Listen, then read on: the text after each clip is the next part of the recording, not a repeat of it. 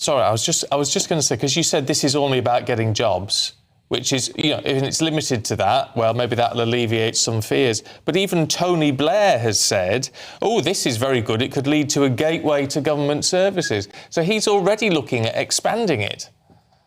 Well, it can lead to a gateway to government services for people who choose to use it in that way. So just like with the NHS app, which I'm on, many people are on, where you can access your own medical records, can make GP appointments online and order repeat medication.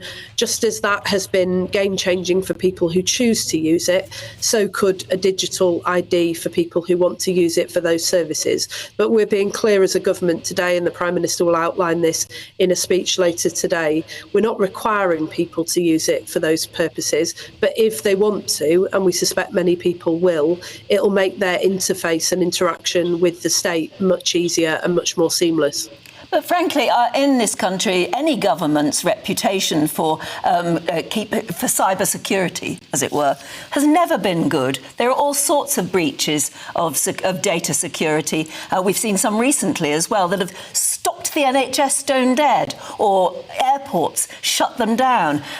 We don't really trust a government's ability to keep our data secret and safe. So why should we trust you now?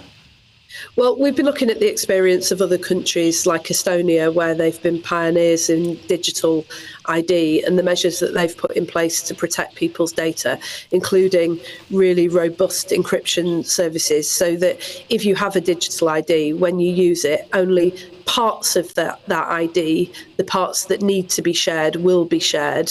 But cybersecurity is a growing problem, as you rightly highlight. The issues at Jaguar Land Rover are only the latest in a whole series of incidents that have affected M&S, the British Library and others. We're taking that seriously. We're bringing forward new laws, more robust laws, to protect our cybersecurity. Every country in the world is dealing with that, but these two things can be done concurrently. And there are problems with offline ID. We've seen a rise in identity theft, people losing documents and then finding that somebody has stolen their identity and is using it for fraudulent purposes.